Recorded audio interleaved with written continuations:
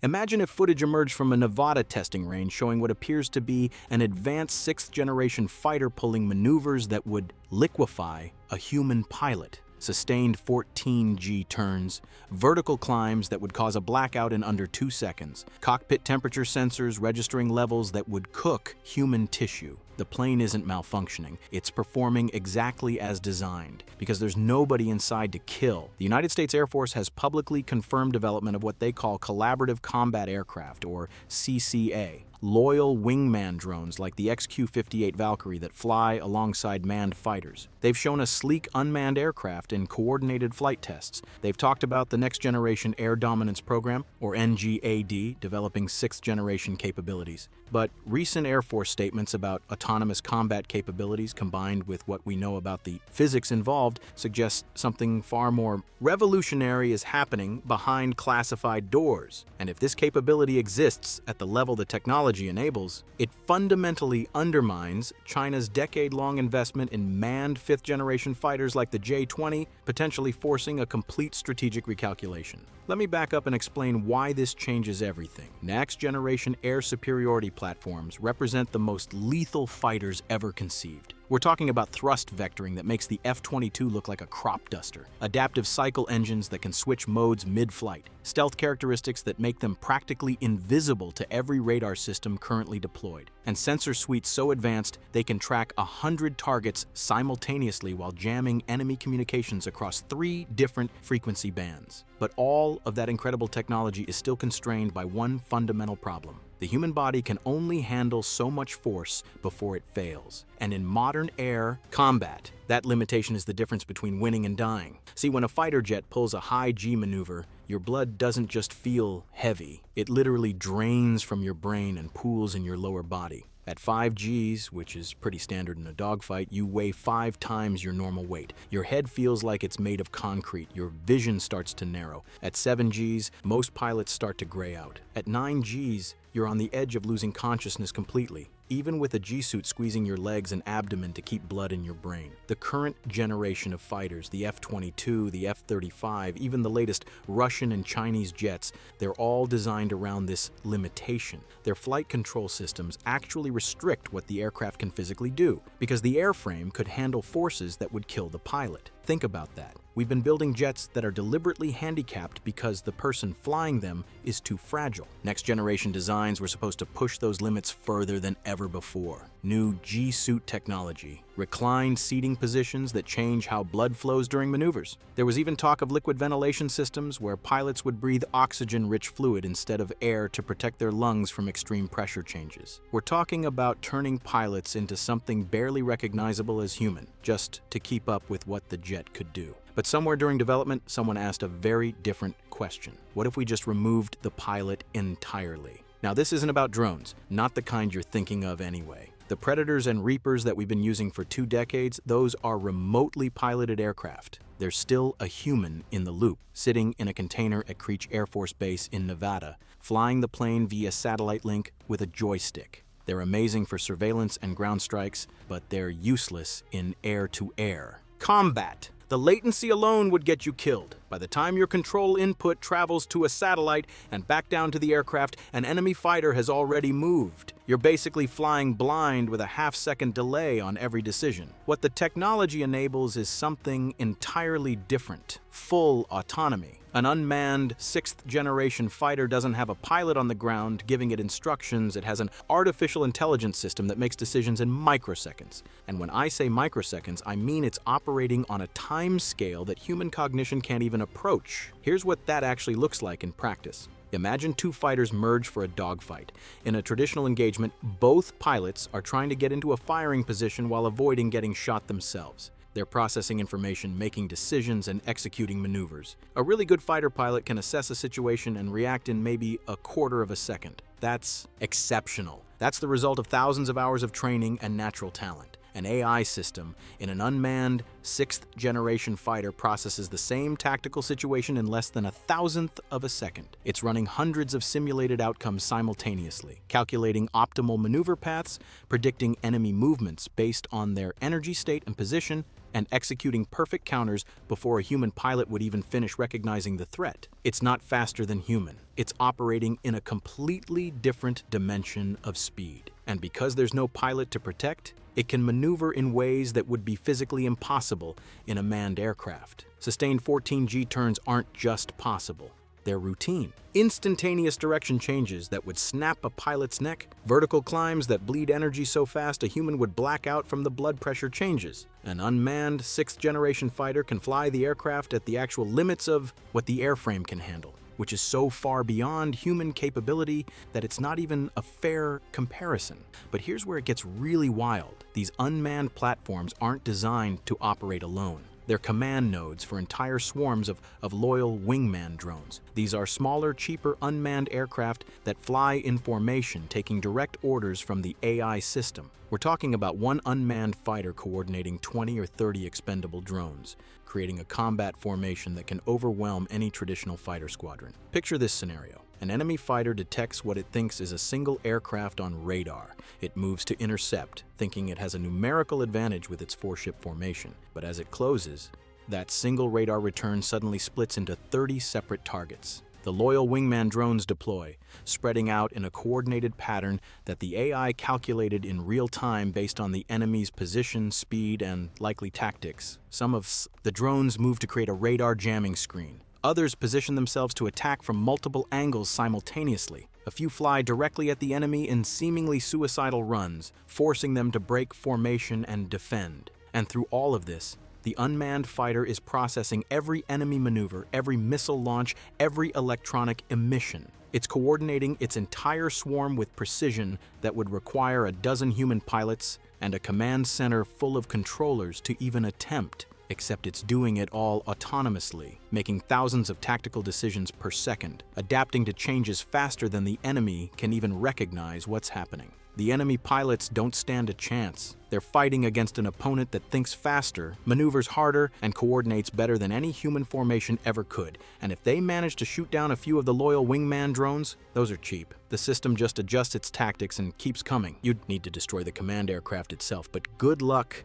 even finding it in the chaos of 30 radar contacts executing perfectly synchronized evasive maneuvers. Now, here's what makes this particularly significant. The timeline and structure of recent Air Force programs suggest something fascinating has been happening. While public attention focused on next-generation pilot equipment and how the Air Force was pushing human performance to new limits, the rapid advancement of the Collaborative Combat Aircraft program indicates a parallel track. The XQ-58 Valkyrie completed its first flight in 2019. By 2023, the Air Force was talking about CCA variants flying alongside NGAD. That's an incredibly compressed development timeline for such advanced autonomous systems. They were probably using the manned program development as cover, letting everyone focus on the pilots while the real revolution was happening in classified hangars. Public statements emphasized human-machine teaming, loyal wingmen supporting manned fighters, but the technology being developed enables something far more radical. If you can build an AI sophisticated enough to coordinate with a human pilot in complex combat scenarios,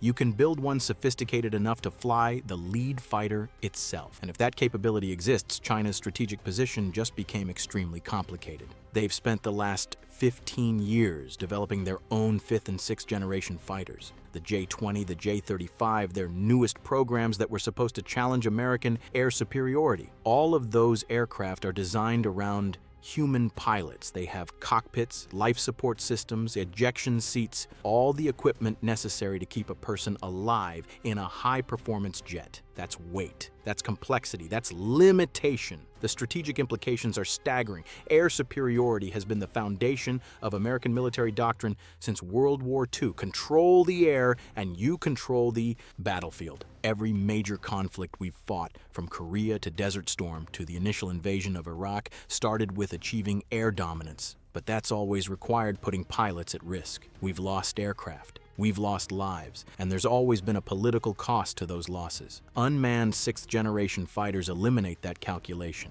If you lose one in combat, there's no pilot to rescue, no family to notify, no CNN footage of an American being paraded in front of cameras. It's a machine. You build another one, the political restraint that sometimes holds back air operations just disappears, and the economics change too. Right now, training a fighter pilot costs millions of dollars and takes years. You need to recruit the right candidates, put them through flight school, train them on increasingly advanced aircraft, build up thousands of flight hours, and even then you can only have so many elite pilots because the talent pool is limited. Some people just don't have the reflexes and spatial awareness to fly fighters at the highest level. With unmanned fighters, you're limited only by manufacturing capacity. You can build as many as your industrial base can produce. The AI doesn't need years of training. You develop the software once, test it extensively, and then every aircraft gets the same instantaneous expertise. And that AI keeps learning from every engagement, every simulation, every flight hour across the entire fleet simultaneously.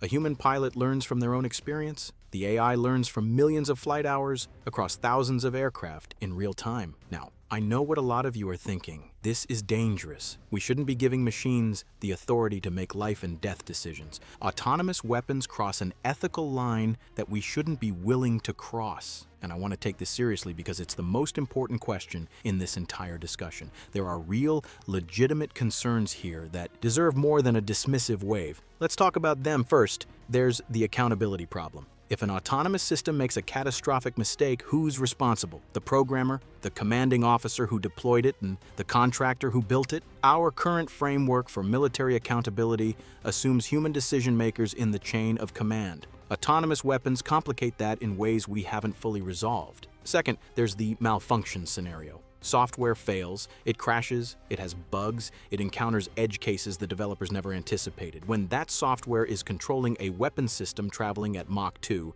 the consequences of failure could be catastrophic. We've all experienced our computers doing inexplicable things. Now imagine that computer is armed with air-to-air missiles. Third, there's escalation risk. Autonomous systems can make decisions faster than humans can intervene. In a crisis situation, you could have AI-controlled aircraft engaging each other, making split-second tactical decisions that escalate into strategic catastrophe before any human even realizes what's happening. We've already had close calls in the Cold War where human judgment prevented nuclear war. What happens when we remove that human judgment from the loop? These aren't theoretical concerns. They're real problems that military planners and ethicists are actively wrestling with. The Department of Defense has issued directives on autonomous weapons requiring human oversight of lethal decision-making. International discussions are ongoing about whether certain types of autonomous weapons should be banned entirely. But here's the brutal reality. Every major military power is developing these systems. China has its own loyal wingman programs. Russia is testing AI-controlled combat aircraft.